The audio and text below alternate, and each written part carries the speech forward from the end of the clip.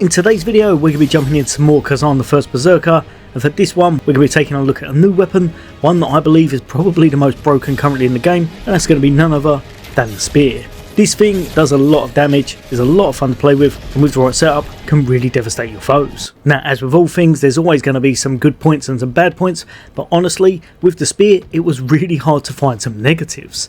But for the pros and cons, I found the spear deals a high amount of damage. Its moonlight combos are absolutely insane, how easy they are to pull off and how much damage they actually do to the enemies. As well as that, it knocks off enemy stamina much better than all of the other weapons, as well as having what I believe is probably the best defensive spirit skill currently in the game. For the negatives however, it's very stamina hungry. You probably won't be wearing the heaviest armour because I doubt you'll be investing in strength, and I'd say some of the other weapons probably have slightly better offensive spirit skills.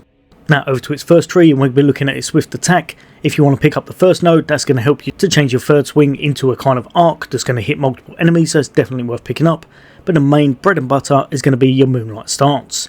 This thing is ridiculous as it allows you to get a nice amount of extra damage whenever you're hitting your enemies with swift attacks. A few swift attacks into a charged full moon attack, if you can, is going to be crazy as it does massive amounts of endurance damage as well as a high amount of damage as well on its own. So I often find triple light attack into a held heavy attack often takes out a lot of your foes, and even if it hasn't managed to wipe them out, you're going to be in your moonlight stance for around about another 14 seconds, allowing you to do more damage and take advantage of all of the stamina you've just taken off of them as well as all the high damage they've just taken. Probably a few more swings be all it needs to get them into a stamina break, allowing you to go into a brutal strike and do some significant damage to them or take them out entirely. Of course, the other two nodes are also great to pick up with this, as one's going to increase your stamina recovery whenever you're in your moonlight stance, which is going to be very often, and the other one is going to see you able to pull off a kind of double dash that can help you to evade all your enemies. Over to our potent strike tree, and if you're after doing additional damage with your heavy attacks, then Shadow Cleave's definitely worth picking up as it helps taking out multiple enemies at once, because your third heavy strike will now do extra damage. As well as that, one that you'll definitely want to look at is going to be 0 Point, and its upgrade that gives it additional damage, as this can be highly effective on single targets, as well as allowing you to pull off an assault or a shadow reversal in the final stages of the combo. I find myself using this very often as it's a nice, easy and quick combo to pull off. As well as that, if you don't want to go into all of the hassle of doing the shadow reversal or either of the big moves, you can just finish off with another additional strike. If however you do find a tougher foe or someone that's blocking or guarding, then whichever move you've decided upon, you can use that to get the better of them and take them out a whole bunch easier. Now, one of the best spirit skills that I found to use with this, because it did a pretty decent amount of damage, was Spirit Thrust.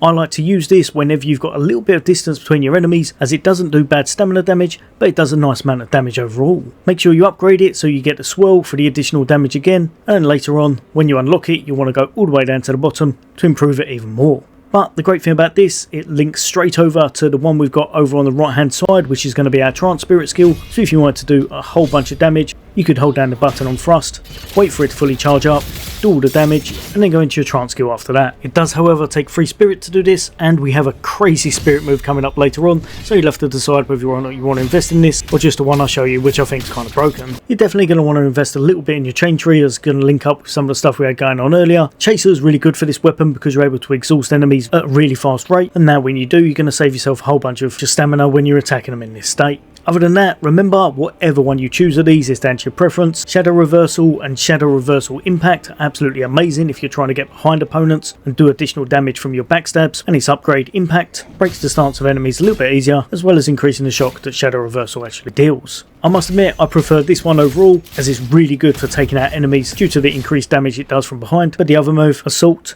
and Assault Glide, its upgrade, is also absolutely amazing. If you want to be a little bit more tactical, this one's probably best, as it's going to keep you at a little bit of a distance. You can use it to kick off enemies, play a little bit tactically, and then decide if you want to go in with another move, use a spirit attack, or just contemplate what you're going to do when the enemy gets in range. Now, I'm not going to go too in depth in the shrew tree because I think most of it's pretty self-explanatory, but one thing I would say is when you can, try and pick up this one right here, as Quick Slash gives you another way of getting knife frame, and it can help bridge your distance and get in range of enemies nicely. As well as that, Vital Strike might be another one you want to take a look at, as it can be really nice as an opener that you can launch on a range attack. However, in my opinion, the absolute star of the show has to be the guard tree for spear, as it is absolutely insane. You're going to want to make sure you pick breakdown, as this is just going to be another way of dishing out a little bit of stamina damage every time you perform a brink guard. Then you may want to invest in Rod Smite. After a brink guard, you'll be able to do a kind of swift counter attack, but depending on how fast the enemy's attacking, you've got to time this just right. But the absolute creme de la creme, the main thing you're going to want to pick up, is going to be this spirit skill just here, and that's going to be Phantom Heatwave. This thing is completely broken, gives you a very long time of actually being invincible whenever you use it, as well as guarding against attacks. It's also going to deflect some damage back at quite a high rate. The faster they're hitting you, the better it is, because they're going to deflect more attacks back at themselves. And as well as that, it also buffs your Moonlight stance, allowing you to do extra damage when you're doing that. Now jumping over to one of the earlier boss battles, I'm going to show you how this all plays out in real time. And remember, I am slightly over leveled at this. I think I was about 28, which is high for this area, but this definitely shows the potential you've got. The amount of revenge, stamina and damage you're doing when you're kind of hitting them back after they're attacking you, and when you pull off big moves like this, your Moonlight light attacks and your Moonlight heavy, it does some incredible damage by itself. But the great thing, as soon as you do your special spirit move and your full moon heavy charge attack, it does some incredible damage. Also, when you manage to pull off your heat wave, it's going to not only do some damage back to them whenever they're hitting you, but it also means now you've got this nice red buff down the bottom here that again boosts any of your attacks you're performing in Moonlight stance, making them do even more damage once more. This combo by itself did just under 54k, and it's very easy to pull off. Going on to the second stage, and all we're going to do is just use our heat wave, and you can see that even with this it's doing some crazy amounts of damage for just how easy it is. So get your spirit gauge up, it's definitely going to work in your favour. Going over to the scanline of the weapon, remember willpower is going to be quite a nice thing as it's going to up your stamina regen, but the main thing you're going to be focusing on is going to be your proficiency. This is going to allow you to take down the stamina bar ridiculously fast, as well as giving you the most overall damage for your weapons. In fact, if you're upgrading your stats, I would say the best way to do it, scale as much as possible into your proficiency. This is going to make your life really easy on those bosses, because it's going to boost your damage, boost how much stamina you take off of them, making them exhaust very fast, allowing you to do those brutal strikes very often. Then, if you can, a little bit into your willpower is definitely going to be worth your time, with endurance and vitality after that. And lastly, probably not too much or any at all, is going to be your strength. Jumping over to a kind of beginner build I put together, make sure you pick up the first node of Swift Attack for your Moonlight, then you're going to want to invest as much as possible into the one below it, which is going to be your Moonlight stance. This thing is incredible, so you want it maxed out whenever you can. Then you're definitely going to want to invest in Full Moon, as this just does too much damage not to take up. And after that, if possible, try and pick up the passives on the left hand side, which is going to be your Moonlight stance vitality and Moonlight step. Then heading over to the right hand tree where you're going to pick up your potent blow stuff. The first one I would pick up, I didn't have the points here, but I would pick up Shadow Cleaver if possible, and then Thrust just after that, as you'll be able to spec into that a little bit later on.